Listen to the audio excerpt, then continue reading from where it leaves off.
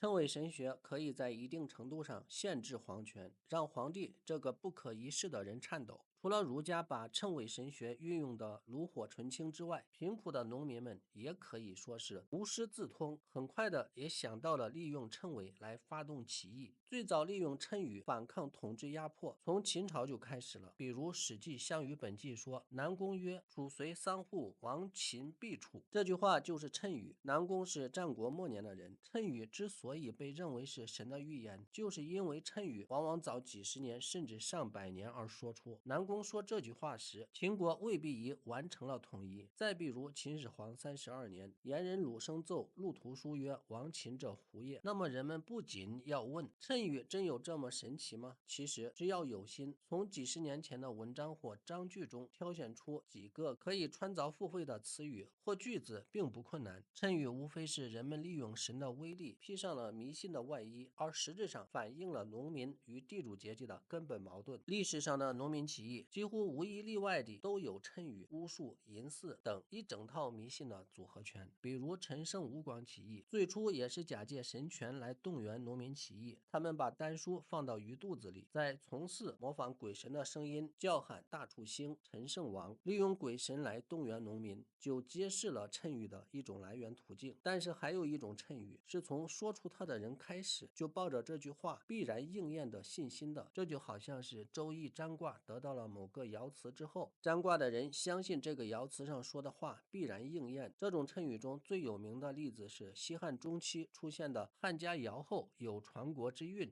汉立中衰，当耕受命；汉家逢天地之大中，当耕受命。最早说出这些谶语的夏贺良生活在昭宣时代，历史上还称这一时期为昭宣中兴。此时距离汉家第一次传国还有几十年的时间，而夏贺良说出这些话不久就被安上妖言惑众的罪名杀死了。他们无法亲眼看到自己的预言成真，但历史让人琢磨不透的地方很多。比如汉家尧后有传国之运这句谶语，先后被利用了3次，3次都可以说是应验了。第一次是汉哀帝在建平2年改元为元寿元年，改帝号为陈胜刘太平皇帝，这就是在甘忠可根据汉家尧后有传国之运的谶语下所做的应谶之举。既然有传国之运，那我自己传给我自己呀。陈胜刘这3个字就是一种压胜术，压刘的思想已经深入到了刘姓皇权内部。当一个人自己都讨厌自己时，还再怎么补救呢？汉哀帝自己传位给自己的闹剧，虽然仅仅持续了1个多月，但却给王莽树立了一个可以照抄照搬的榜样。所以第2次，王莽成功地利用了这句谶语，建立了新朝，并且还存活了15年之久。第3次利用这句谶语的是东汉末年的张角，这就是人们熟知的太平道黄巾起义了。西汉朝的历史从刘邦斩白蛇起义到张角黄巾起义，起时有谶语，灭时也有谶语，只能说明被压迫的农民阶级有利用神权来反抗地主阶级的勇气和智慧，但同时也说明一言可以兴邦，一言也可以祸国殃民的谶语在帝国政治中具有不可轻视的作用。正因为如此，魏晋以后统治阶级开始禁绝屠谶，谶纬在民间几乎绝迹。但是即便如此，统治阶级利用谶语来制造福瑞，农民阶级利用谶语来发动起义，谶纬继续活跃在历史的长河里，绵延不绝。比如宋代的吃菜试魔继承了太平道和天师道的传统，并和明教相结合。元末刘福通领导的红巾军就是把明教、弥勒教、白莲教融合起来，利用谶语的方式说：莫道时人一只眼，挑动黄河天下反。谶纬神学在东汉时，儒家并不认为它是宗教，可是当谶纬真正和宗教相结合时，儒家也害怕了，因为天真的会变。谶纬神学之所以能够和宗教相融合，根本原因就是它自己有完整的神学体系。谶纬的神学体系具有这几个特征：第一，在谶纬中，天是最高的神，帝王兴起是受天命来进行统治，所以帝王必须顺承天意，逆天行事，天就会降灾，加以惩罚。帝王号称天子，意味是天的儿子，天是人格神的上帝，故又称天帝。皇帝是天的儿子，那谁是天的孙子呢？你绝对想不到，泰山神是天帝的孙子，所以五岳之尊的泰山地位可能就和谶纬的神话有关。在谶纬里，除了天地之外，还有五方之地。诗经韩神物云：五经星座，其东苍帝座，神名灵威昂，经为青龙；其南赤帝座，神名赤标怒，其经为朱鸟；其西白帝座，神名浙举。其他书上一般说是白昭巨，其经为白虎；其北黑帝座，神名曰斜光纪，其经为玄武；其中黄帝座，神名曰韩枢纽，其经有四象。五帝配五星座即五方、五色、五行，而昊天上帝或黄天上帝则居于五帝之上，尊为太一。太一神统领八卦，下行九宫，北辰为众星所拱卫，也是最高统治者的象征。第二是社稷，《孝经》元神器说：社者，无土之总神，土地广博，不可变境，故封土为社而祀之，以报功也。五谷众多，不可变举，祭者，五谷之长，立祭以表神明，故号祭。《礼记》中规定，右社稷，左宗庙，说明社稷和宗庙有同等重要的地位。第三是五岳四渎，河海山川之神。《龙鱼河图》说：东方泰山君神，姓元，名长龙；北方衡山君神，姓登，名僧；南方衡山君神，姓丹，名灵智；西方华山君神，姓浩，名玉寿；中央嵩山君神，姓寿，名义群。呼之令人不病。东方泰山将军，姓唐，名陈；南方霍山将军，姓朱，名丹；西岳华阴将军，姓邹，名尚；北岳衡山将军，姓莫，名惠；中岳松高山将军，姓石，名玄；恒存之，血百邪；东海君姓冯，名修清；夫人姓朱，名尹娥；南海君姓氏，名赤；夫人姓义，名义廖；西海君姓勾，大名丘柏；